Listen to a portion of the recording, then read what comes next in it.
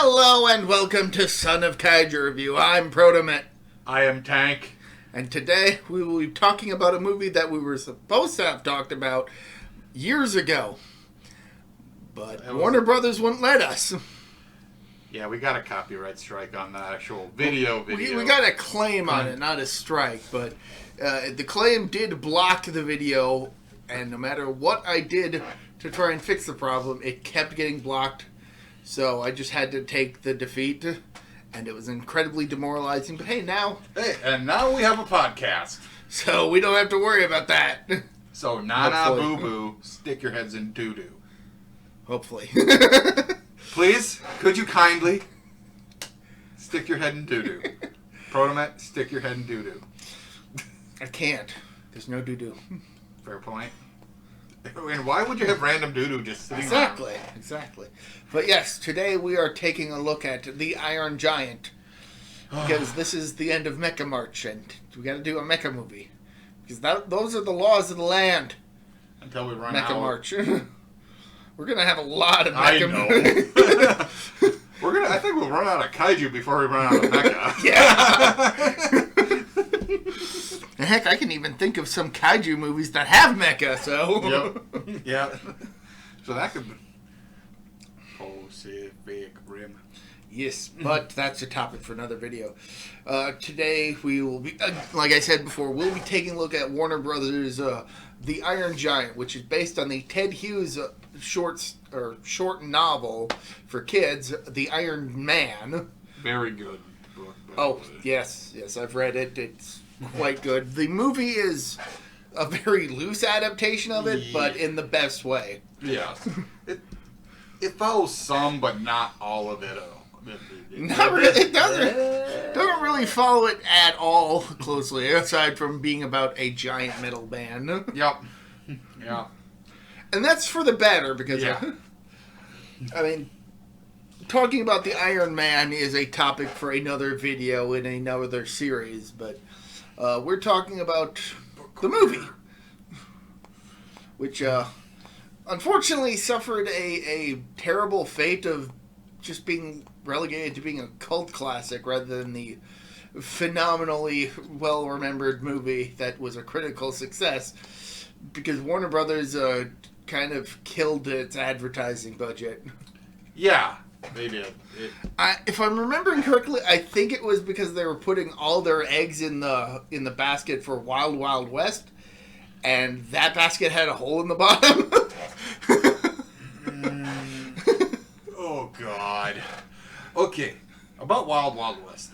It's okay. It's not bad. It's not good. It's right in the center. I enjoyed it as a kid, but I haven't watched it since then. We may have to cover it at some point, because it does have a mecha in it. So giant mecha spider. Steam run. Yeah. All right, I think we should actually talk about the. Oh, come on! Let's just give this movie praises and not actually explain why. Okay, that works. No, the movie starts on a stormy night as a boat caught in a storm ends up encountering a giant thing that has crashed into the ocean.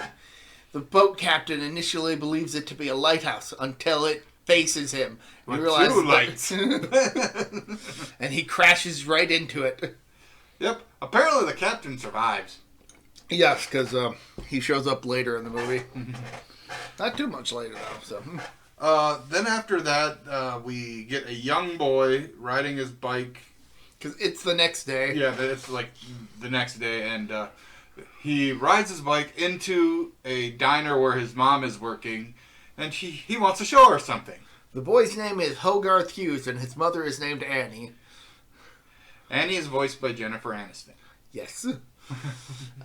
And Hogarth wants to try and convince his mom to keep a pet, which is a squirrel, and before he has a chance to show her the squirrel, it escapes from the box it is in.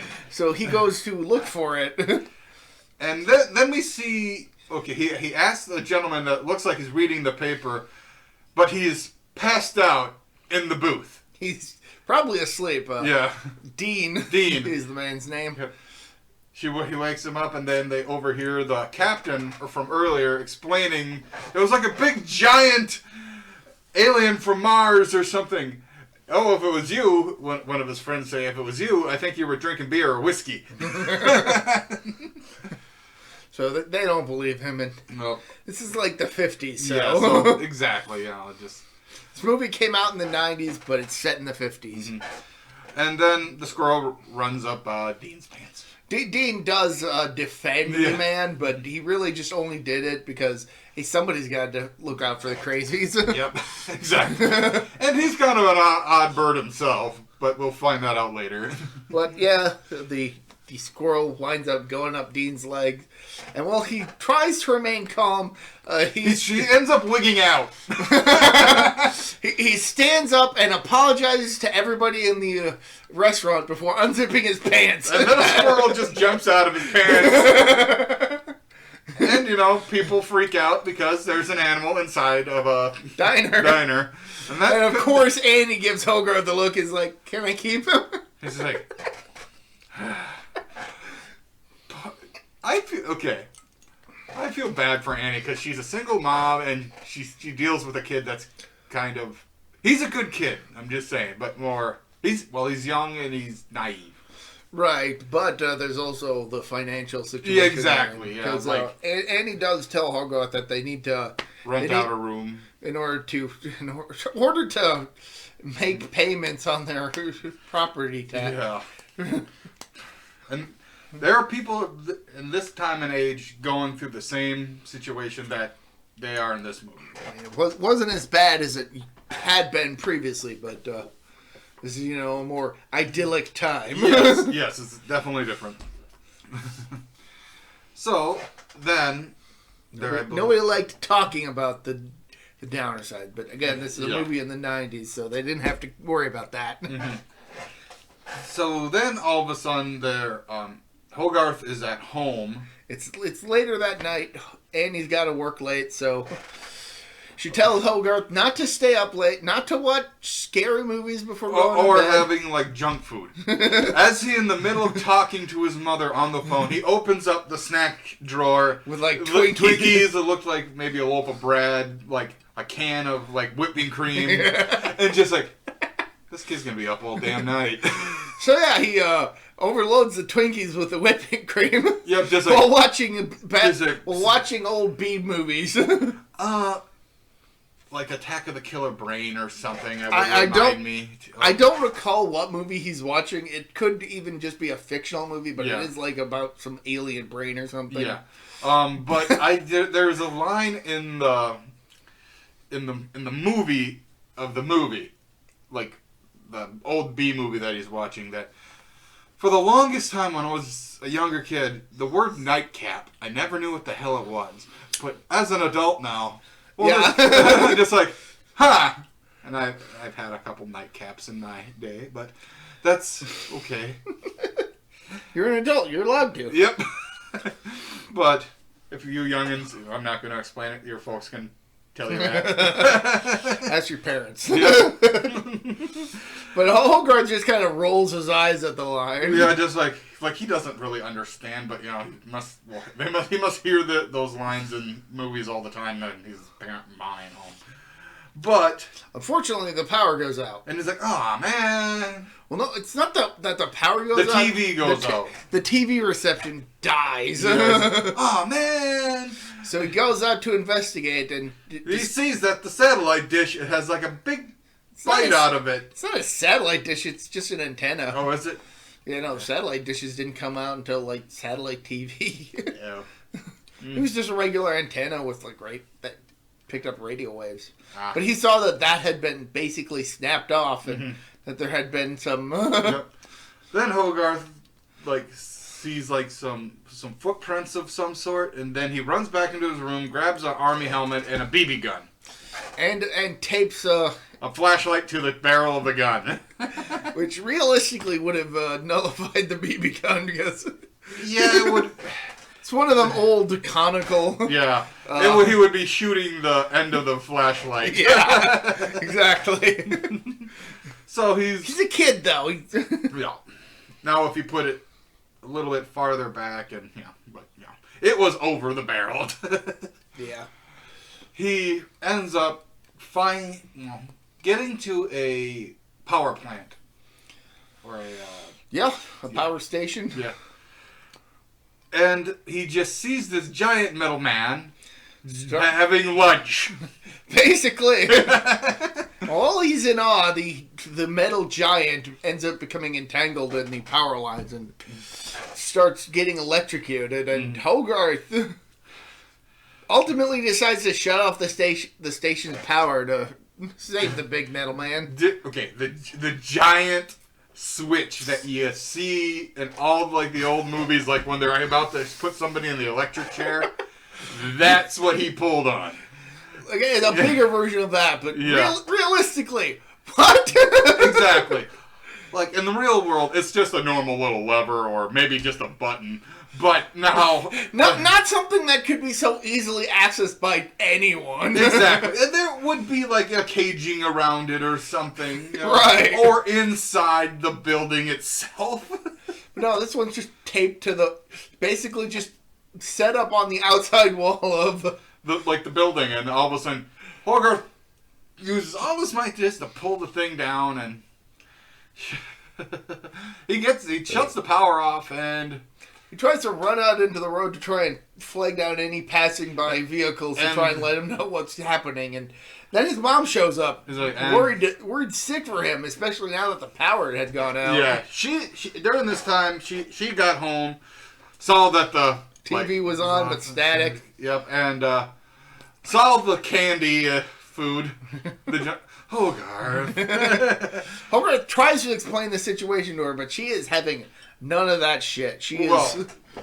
I mean, given what had happened earlier in the day and how she just came home from a late shift, saw her son missing, but then found him just out playing in the woods, she's had enough. Yeah.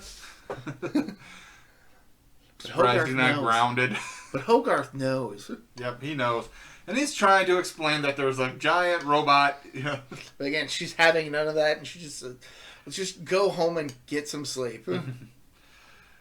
So, the next day, Hogarth is just, like, playing in the woods. Actually, he's searching for the robot. I think there's a... Or is there another scene? I'm pretty sure there is a scene where he's... at school, and they're showing... the bomb, like... They're showing, like, an educational film about what to do in the event of an atomic bomb explosion. Apparently, you go under your desk... and duck and cover! Fuck that. You are dead. You are dead, dead, dead. You are dead, dead, dead, dead, dead. I've never played Total Distortion, but god damn that Game Over song. Yep. But again, this was what propaganda was at the time. Oh yeah, definitely. It was the Cold War. There was the everybody was afraid that the Soviet Union would fire its nukes and devastate America. Yep. And we get dragged into a third world war. Mm-hmm. And like there was even a newspaper article earlier in the movie when Dean's sleeping in the diner that's talking about the Sputnik satellite. Oh Jesus, that's old. Yeah, well, 50s. So. So then, like, 3 kids are talking about the robot. And then, that the old crazy guy was talking about. And Hogarth says, "It's real, I saw it." And, like, the kids don't believe him. He's like, "Oh yeah, prove it." So that gives him a wild idea to try something. Yep, so he pretty much goes out to the woods with a camera and a piece of metal. Piece of sheet metal to try and lure the giant out. Now, while that's happening, at the power station, a government agent by the name of Kent Mansley arrives and to investigate what's going on. And initially, he is incredibly dismissive of the whole situation because he's of the mind that because this is a small podunk town, nothing important is going to be happening here. Big stuff happens in big cities, is what he says. Yeah. So he's gonna be completely dismissive of it. Yeah. He finds a mangled BB gun with the words "hog hug" written on it. He heads back to his car and finds that it's been bitten in half. The funny part is, like, he steps into the vehicle, looks over. Oh, what the hell? Didn't notice that it had been bitten in half until he was already in the vehicle. And then he grabs I think it's one of the cops there. And no, it's I think the manager of one of the guys in charge of the power station. He's like, let's look at this. He's like, what are we looking for? The car is gone.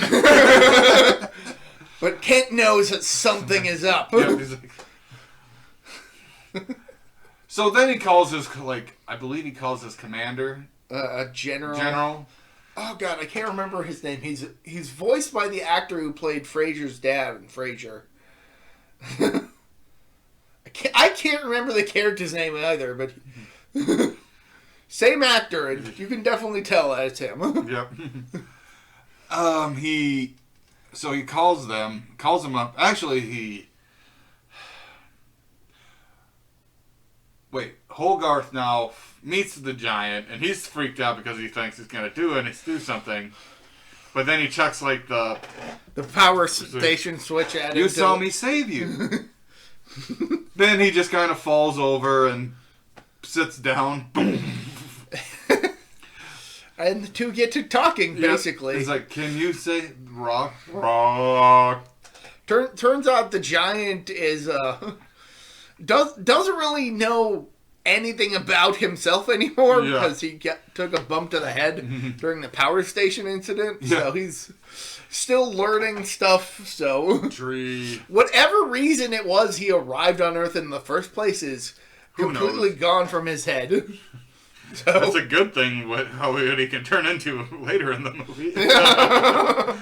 But we'll get to that soon enough. Yeah. So Hogarth is realizing that the giant is not a danger anymore. Decides to try and help the giant to figure stuff out. Help him learn about Earth and stuff. So then he's like, oh, it's getting late. I gotta go. You stay here, and I'll come back tomorrow. And Hogarth's trying to walk away, but Giant follows him. Me go, you stay. No following. And so he keeps following. He's like, no! I do want to get back to the whole Kent talking to the general. Sure. Because the general is even more dismissive of Kent's claim as Kent was of the power station manager's claims. Yeah. But he figures, if you can get me some evidence that something's happened, I'll send some more to investigate. Hell, give me a picture and I'll send a platoon out. But until then, I'm not lifting a finger. And as you would, just... Then, so that's when Kent becomes determined to find evidence of the giant. Yes. That even he hasn't seen yet. So, pretty much what Hogarth is almost to his house, but, Giant decides to have a snack on the train track. Because he eats metal, as we've learned. But because he's mangled started to mangle the rail and a train is coming, Hogarth and the Giant Hogarth tries to get the Giant to fix the rail at least as good as he can. I like how he got it so close and it was just getting closer. He finally connects it and then he gets railed. By the train. Then what'd you see? He's like, it was a big giant man.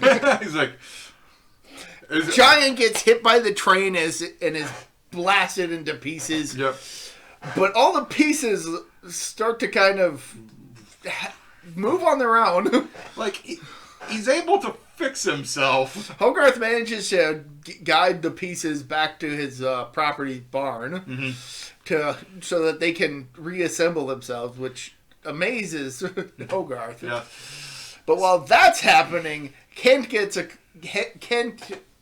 a call from somebody about the train accident and realizes this is an opportunity to search for evidence. Yep.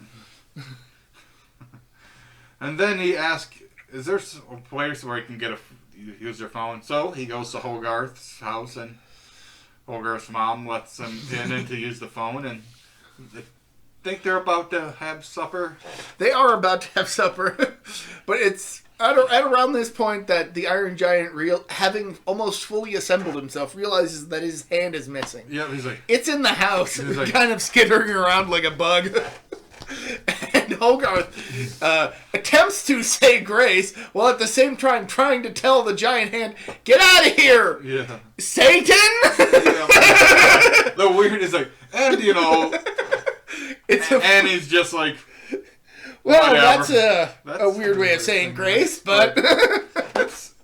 It got there. I gotta go wash my hands. Oh, okay. Then I believe Kent shows up. Yep. And I'm Kent Mansley. I work for the government. Hogarth immediately slams the door on the guy's face. There's a click. He turns around, finds that the hand is missing. It's like, okay, I guess coast is clear, and opens the door back up to the guy. We're eating. Hogarth, who is it? Can I use your phone? He's like, and he's just trying to get the hand up. He now that he knows that Kent works for the government, he's doing his best to keep the giant even more hidden because he doesn't want him to be brought in for like experiments or something. Yeah. So at this time, he fakes he has to use the bathroom, kind of drags. Because they all hear the toilet flushing upstairs. Yeah. I gotta use the bathroom. And all of a sudden... So Kent goes to make his phone go... I think this is actually the point where Kent calls the general. Mm-hmm. Okay, I was wrong. I'm sorry. And... wait, like the bathroom thing I think is when Kent just moves in for the first time. No, not yet. Not yet. No. No, because they go... because I think... Kent gets off the phone, and then Annie comments, "It's like, wow, he's been up in the bathroom quite a long time." So they both go up, and all of a sudden, like he gets the hand out of the window. And they open the door. Mom, sorry.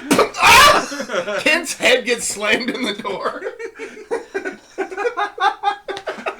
The actor who voices Kent is great at playing bad character, like bad people in movies. Oh, is he? Yeah, he's like not. Well, he's been in Happy Gilmore as like the freaking. Okay, I know. Bad guy for that. Okay. Yeah, I like decided to Google this movie and that's fair. Like, who are these? I'm like, some of the actors I have no idea who. I know Dean's voiced by Harry Connick Jr. Yeah. You previously mentioned that Annie is voiced by Jennifer Aniston. And I mentioned that the general is voiced by that guy I don't remember the name of. I think he passed. I think so. I think I heard that at some point. Yeah. If we're wrong, good. Good. Hope not. He's a good actor. But if we're right, sorry. He was a good actor in the stuff I've seen him in. So then, that's just that scene where he right when the door is like opening, he's depants and saying, "Mom!" Wham! That's the reason why you're supposed to chew all your food. And he just looks at him. But so Ken starts to leave, and he comments on how stupid of a name Hogarth Hughes is. And then all of a sudden he looks at the broken BB gun. Hogarth Hughes goes back to the... I know you're Kent Mansley. You work for the government. I wasn't going to say that. I think you dropped this. Shows him the mangled BB gun. He goes, "Hey, that's your BB gun." Oh, so you were out in the woods, huh? Did you see anything? Nothing in particular. And Annie's like, well, what are you talking about? You were rambling on about something that night. Like a 100-foot giant or something. And that's when Kent makes the connection that Hogarth knows something about the giant. So he decides to rent the room. Yep. And Hogarth doesn't realize that just yet. No. But because that night, he and the giant go out kind of exploring to try and find a place for the giant to stay and get something to eat. Yeah. And I don't have any metal here. It's like, And so they make their way to the junkyard. Owned by Dean. Who we had previously seen towing away a busted up tractor. Partially eaten tractor. Yeah, it's just like, well, I don't know how much I can give you. There's a big bite out of it. That's the reason I'm selling it. There's a big bite out of it.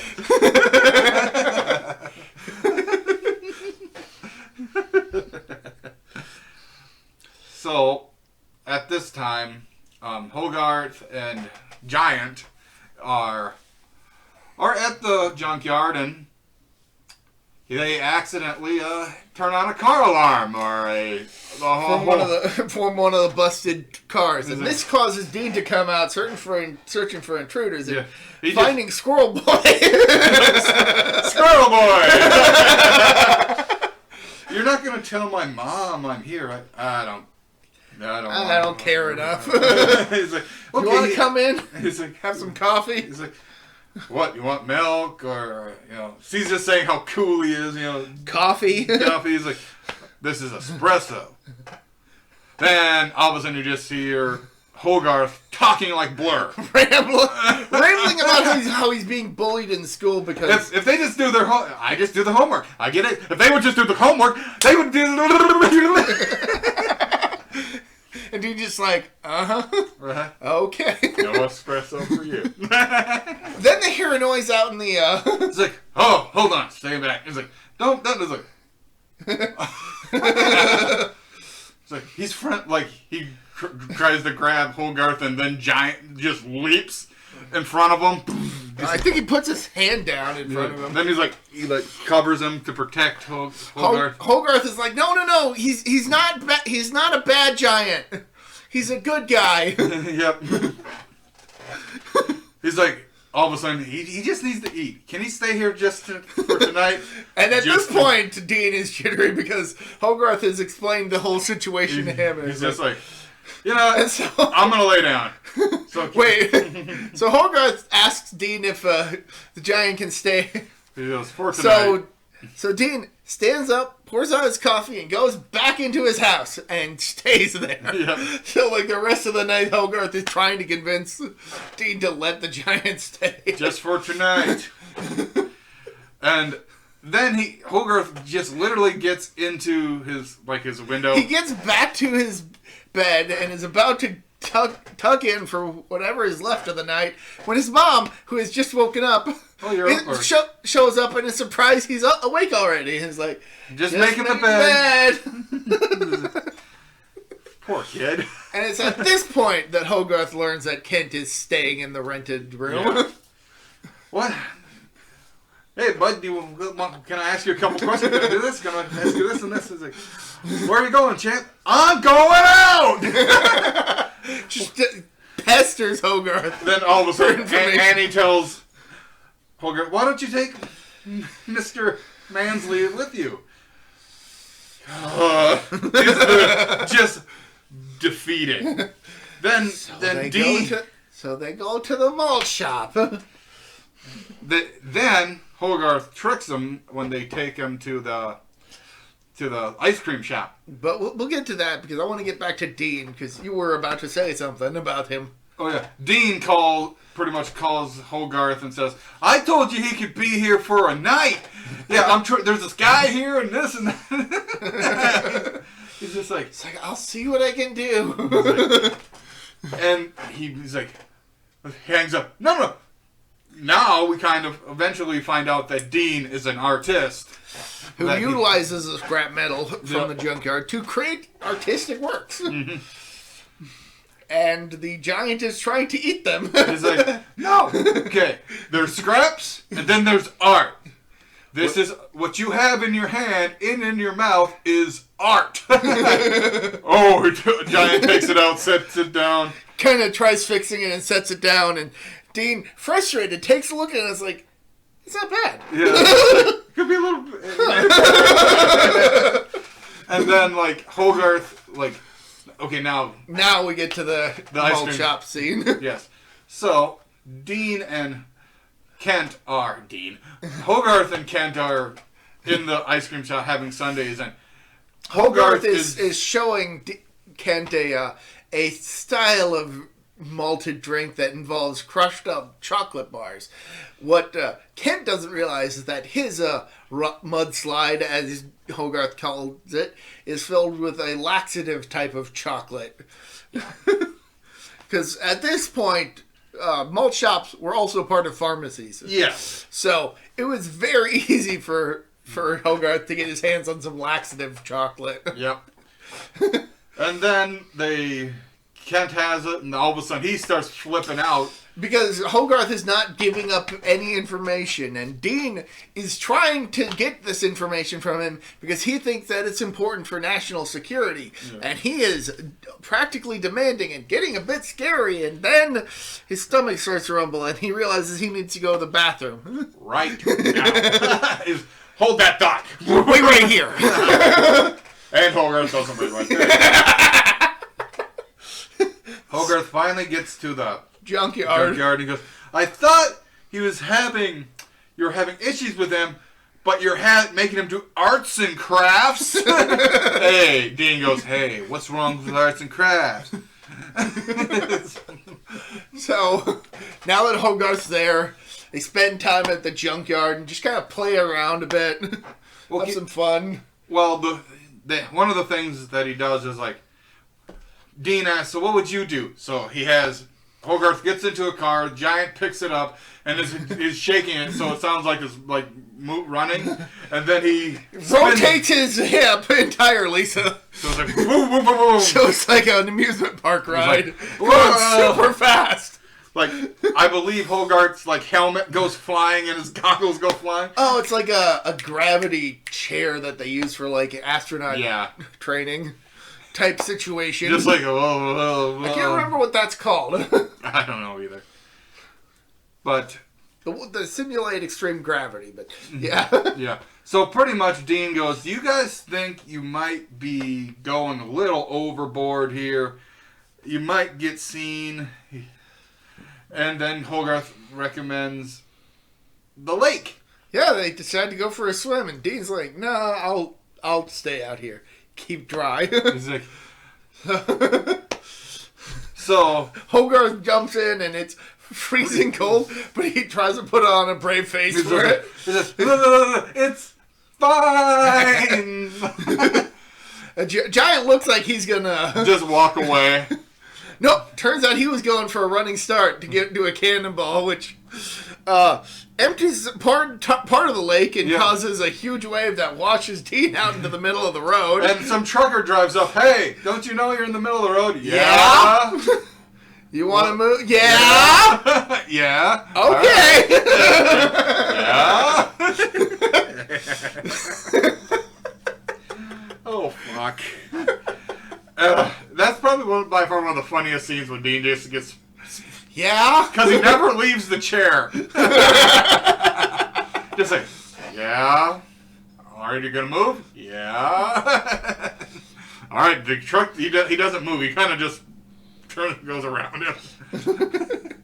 And then, I believe they're back at the junkyard. And they're...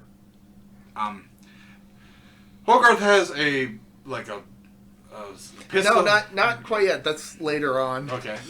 No, I think at some point Dean and Hogarth and the Giant get separated. Hogarth and the Giant are out in the woods when they hear a gunshot. Oh, the deer. Yeah. Turns out there were some guys out hunting deer, and they got one. But the Giant is now experiencing for the first time death. Yes. And learning about it. Mm-hmm.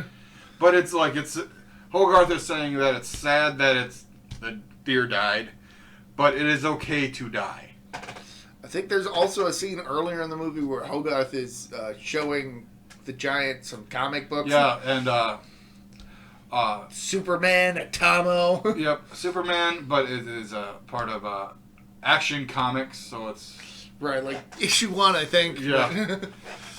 He has a rare comic. Well, if he kept it by... Yeah. If it hasn't disintegrated by now. Yeah, he has a rare comic, provided he still kept it by the time this movie came out. Yeah. I'm pretty sure that was a knowing nod, because I think DC was at this point owned by Warner Brothers, so that's why they were able to use not He-Man, Superman. They fought in an awkward crossover comic. I've recently been watching some She-Ra, and He-Man's showing up, so that's why. Also, I have a He-Man on my set, and we're right next to it, so. I got a Skeletor. He-Man! Yeah!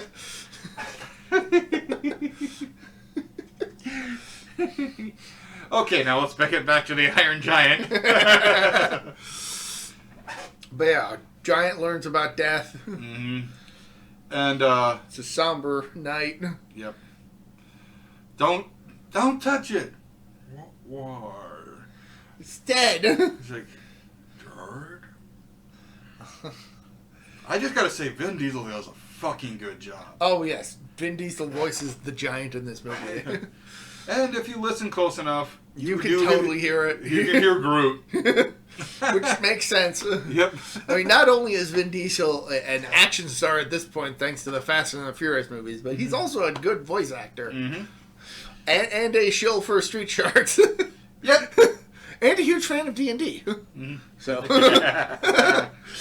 you're getting some learning about an actor. Yep. They may be random facts, but they are facts. Yep, they are. Oh. Then... But yeah, after Hogarth heads home, he discovers that Annie is staying late again tonight, so it's just him and Kent. And Kent, while dealing with his laxative issue, has come across the camera that Hogarth left in the woods. Yep. And he's making the cameras in the film in the bathroom, in the bathtub. And he finds a picture with Hogarth and the Giant. Oh, yes. So Kent ends up interrogating Hogarth. Once again. And since now he has photographic proof of the Giant, he ends up knocking Hogarth out with some chloroform, which realistically takes like 5 minutes for it to actually work, not a couple seconds. I don't know. I've never been chloroformed. Well, that's just one thing that most pieces of media get wrong about chloroform. And really, the only reason I know that is because there was like a Cracked article talking about that and other stuff. So I do not know that from experience, just secondhand. But yeah, Hogarth gets knocked out with chloroform, and Kent uses this opportunity to call the general now that he has photographic evidence. Hogarth wakes up in bed, but just across the hallway is Kent, who is keeping a keen eye on the boy until the boy falls asleep, at which point Kent nods off himself and wakes up the very next morning. Thinking that Hogarth... He thinks that Hogarth has stayed in bed until Hogarth walks by. Morning, Kent. What? Then Annie shows up and is like, Kent, why is the army in our front yard? So Kent takes the army to Dean's junkyard to show everybody the giant metal man. Where's the giant? And the giant. Oh, the giant. Oh, the giant man. Yeah. Oh, yeah, he's in here. Had a buyer come by earlier. He wanted it. But it's like, what? You get it forever, but I got to part with it as soon as it's out of the womb? Give me some time. Anyway, here's the giant. And we get the giant who's just festooned with other pieces of Dean's art as though he were itself an art installation. Yep. It's like, Mansley, can I talk to you? So while the general is berating Kent, Annie admires the giant and actually gets Dean to admit that Hogarth's been coming here by tricking him into. So like, you knew about that. Well, I do now. He's like, uh-oh. So the whole situation involving Kent has been diffused. The army and Annie head off on their way. And Hogarth and the giant decide to have some fun. Yeah, in the junkyard, and this is where Hogarth has a little toy pistol. Toy zap gun with like a sparkler inside. Yeah. And he's decided he's going to play a Tomo with the giant. Iron Giant's like, I'm not a Tomo. Oh yeah, well then what are you? He grabs a big old big S thing from like an old billboard or something. Yep. Puts it on his chest. Is like, I am Superman. He goes, all right. Okay. And then Hogarth starts zapping him with the sparkler gun, and the giant sees the weapon, and something triggers inside of him. Yeah, it's like... And something charges up, and then Hogarth's gun starts malfunctioning, so he ducks down to try and see what's wrong with it. As a huge black beam shoots past him without him realizing. Then the giant kind of snaps out. I was like, what the... Yeah, then at this point, Dean has noticed something. It's like, what the heck? Yeah, and then he points the thing at it, and the Hogarth gets his sparking gun to work again, and he points it at the giant again, who immediately starts going back into a firing mode, and Dean manages to tackle Hogarth down to avoid getting blasted by the shot, which again, the giant recovers from. Is like, what the heck just happened? It's like he has no control over one. But Dean, who has seen this whole situation, starts yelling at the giant, which kind of scares him, shows him the blast hole, and is like, wait, I did that? Yeah. Oh shit. And then he starts running away. I am not a gun. You're like a big gun. I'm not a gun. And just bolts. Just runs. He's scared. He's scared of himself at this point. Yes. So at this point in time, he's walking through the forest, and Hogarth runs after him to try and get him to come back. And it's at this point that 2 kids, I believe, are. Well, no, Dean, after Hogarth runs off, Dean picks up Hogarth's sparker gun and realizes, oh shit, the giant was just acting in self-defense. Yeah. He wasn't trying to do that. He was... Yeah. So now, the giant's going through the forest. Hogarth following him. Dean pulls up on his motorcycle. Is like, you'll never catch him on foot. Come on, hop on. And it's at this point that a couple kids in town atop like a big building of something. I think it's like town hall or something, or a clock tower. I don't remember where, but they're up high, maybe in a bell tower, and they spot the giant out in the woods via binoculars, and they get a bit too excited, and the railing snaps, and they start to fall. The giant and everybody in town hear it. Giant starts barreling towards town and ends up saving the kids at the last second from being splattered on the pavement.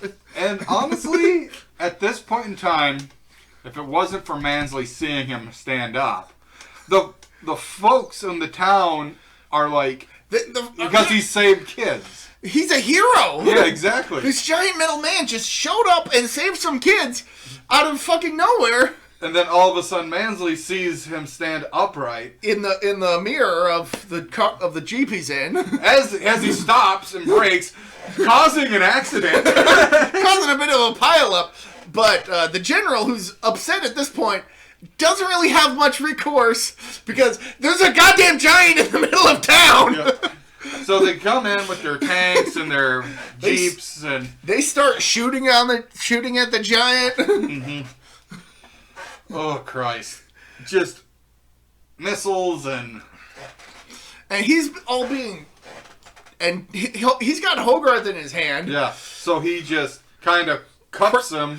And instead of activating his defense mechanism, he's like, no, I'm running. He did the fight or flight situation. So he decided to flight. Yeah. He decided, no, I'm not going to be destructive like I was before. I gotta control this power. Yep. So he runs off. They end up going down a hill. While all this is happening, Dean informs Kent that the Giants got Hogarth. Mm-hmm. I was like, Kent's like, I'll take care of it. He tells the general, the Giant killed a kid.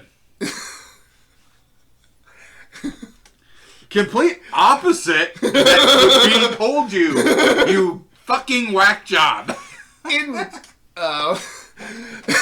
I'm going to use my phrasing very lightly. In Kent's defense, he probably heard Dean say that he's got the kid with him, and probably processed that as he's got the kid, as in he did the kid in, killed him. Granted, Kent's also kind of a bit of a patriotic paranoid.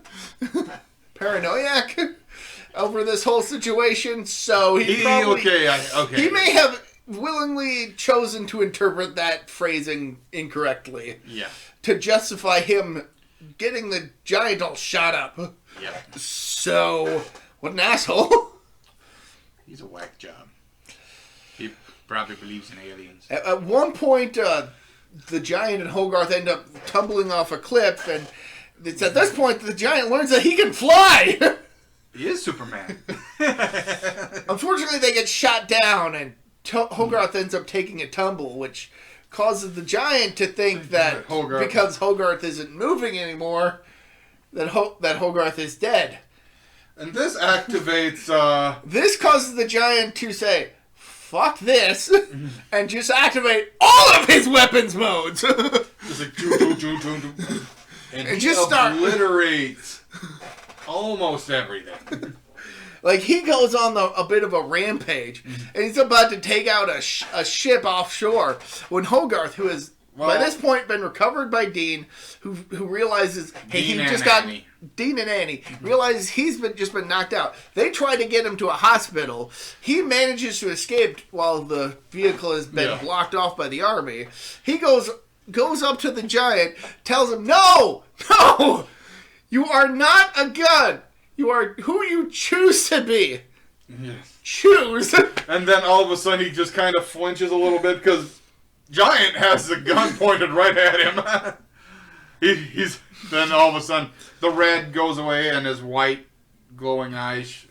And he retracts his weapon forms and he's like, oh shit. Well, I have to say he probably killed a bunch of fish after that first blast. Yeah, he was targeting an offshore ship. Hogarth distracted him enough to cause the shot to go wide, which causes a huge explosion out at sea. Yeah, I'm just picturing bloop, bloop, bloop, bloop, a bunch of dead fish. And then... after Hogarth manages to defuse the situation, he and the Giant head back to try and calm the situation. By which point, Dean has explained to the general that the kid is alive. Explain that the kid is fine. The Giant had only been attacking in self-defense because he was being attacked in the first place. Tries to calm the situation. Kent is like, no, it's a trick. The Iron Giant shows up, Hogarth in hand, alive and well. General's like, wait, the boy is alive? And by this point, he'd already called the offshore ship to launch a nuke at the Giant's position. You scare me, Mansley. You want us to bomb ourselves? So when this whole situation ends up being diffused, the general gets in contact with the ship to let him know to disarm the nuke, at which point Kent, in a panic, grabs the radio and tells the ship to fire the nuke. Yep. And... like, everyone's in a panic. Do you have any idea what you've done? Wait, the missile is heading towards where the Giant is, Mansley. Where's the Giant, Mansley? We can duck and cover. There's no way to survive this, you idiot. Yep. Now, you're going to stay right here and die for your country. Screw that! I want to live! Giant just stops him from escaping. All right, soldiers, hold him. Like, there's like 3 of them pointing guns at him now. So, he just committed treason. Yep. And desertion in the face of duty. Yep. He could die. Yep. Probably not going to because it's a kid's movie, yes. But they've kind of got more pressing situation with a nuke on its way. And Hogarth is trying to explain the situation to the giant, who realizes there's really only one way to stop this. So he sets Hogarth down. And is like, me go, you stay. No following. Well, I don't think he can. He can't fly. So the giant rockets up into the sky, and he kind of whispers to himself, Superman, before colliding with the missile in orbit. Saving everybody in that town, and probably a few towns. Oh, this is such a good movie. It is a good movie. There's some great moments, and this is one of them. Oh, yeah. Just sacrificing himself to save an entire town, and probably 5 other towns from being obliterated by a nuke. That was launched by a loony. Yep. But some time has passed. Dean has erected a statue of the giant and Hogarth in the middle of town as in a way to honor the town's local hero. Yep. Then Hogarth gets a package from the general, which is just one of the giant screws, which apparently was all they were able to find of him. And that night, Hogarth hears the screw start tapping on the window and realizes he lets the window open so that the screw can go back to join with the rest of the Iron Giant, who is recovering in like Antarctica or like the North Pole somewhere. So, there was one snow. of the two. There was snow. I believe the bolt or the screw went through grass, and I think it went into some water, so it was going somewhere. But we see not only the giant's head with its signal to call back all its parts, but all its parts are heading that way too. Yep. And that's where the movie ends. I love this movie. It is a fantastic movie, and like I said before, it was murdered in the advertising department. Yeah. Warner Brothers apparently just did not have faith in this movie. There was some concerns that because of how drastically different this movie was to Ted Hughes' original work, that if he were still alive, that he would not like the movie. But the fact that I think his still living sister at the time said that because they had transformed his movie into an anti-war message, that he would have wholeheartedly approved of the film. Yeah. And, this is such a fantastic movie. All the characters are good in this movie. Great acting, great animation, and some incredibly heartfelt moments throughout this film. Oh, it is a absolute blast. And there's a reason why it became a cult classic. Yes. It's also one of the reasons why it only ended up becoming a cult classic instead of a great raving success. Yeah. But that's more down to Warner Brothers and Wild Wild West. Yeah. Yeah. But thankfully this movie has gotten its due respect since it came out. So if you haven't had a chance to see this movie, go out and do so. Yes. I highly recommend. Also now, probably people will now understand why I have an Iron Giant on my set, because otherwise there was an explanation for it, because that video we made talking about this movie got blocked, and ultimately we decided to just give up on that. Yeah. And that was an absolutely demoralizing situation for me personally. Yeah. To find that the video had been blocked and nothing I could do could stop it. But now we've finally had a chance to talk about this movie, and hopefully we don't get blocked again.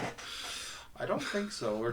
We don't have any footage. All we've got is the poster. And if that gets us fucked, I don't know. I don't know.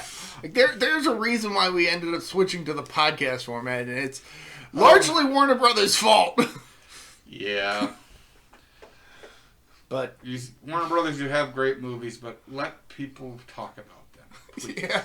Like, with some slight footage. I mean, yeah, but that's also kind of YouTube situation, too. Yeah. That's actually kind of part of the reason why Iron Giant is a bit of a sore spot for me personally, despite being a fantastic movie. Mm-hmm. Yeah, that when Protomet found out that happened, that wounded him for the longest time. And it wasn't our first time getting one of those. I think it was, actually. Oh, well. Or at least it was. I don't think it was the first video to have at least partial blocking, but it was the first video to be blocked worldwide. Yeah. And there was nothing I could do about it. And that the fact that I was the one editing these videos, those videos, was a huge blow, because that was weeks of work. Oh, yes. For both of our parts. Both of us doing the voice acting, me doing the editing of the footage. And us doing our regular acting, sitting on the couch. Good old times. But the podcast is here now. Kaiju review. Lives on. Watch some of our Kaiju reviews, please. Yeah, those we had incredible fun making those videos back when we did that. Yes. And while the podcast is now easier to make now, and we still have fun with it. And easier to edit. I do at sometimes miss being able to just make the jokes that we were able to do with that old style, but like me being tripped by a snowman. Me beating up me. I think we at some point had plans for doing like a horror themed review of the Blob remake. That's just gone now. Yep. So, but don't worry, we could always do it on the podcast. But it'll be incredibly awkward, and you'll not know what the hell was going on. You'll just hear a lot of plump, plump, plump, plump, plump, plump. But Kaiju review was always fun, but it's in the past. But we could, if we wanted. You're gauging reaction, and maybe not. I get why, but I miss it, but this is just easier, and I want people to hear what we have to say. Yes. And I guess we're a lot more able to express ourselves a bit more genuinely. Yeah, compared to Kaiju review, where we were more acting. And it was scripted. So. Yeah, so this is just off the cuff, literally. Oh yeah, we're just kind of rambling a bit, but it is partly relevant to this movie because it's such a personal thing for us. Mm-hmm. And I'm just curious how many views this would have got if we were able to get it out. I have no idea. And hopefully it would have been one of our more successful ones, but we'll never know. Nope. But at least not without finding a way to access a parallel dimension. Well, a parallel dimension where our video didn't get blocked worldwide. One moment. There it is. Oh! What'd you find out? You're still an ass. Well, I think it's about time we headed out. Well, let's close this so those guys don't come in here. I'm Protomet. I'm Tank. Bye. See ya.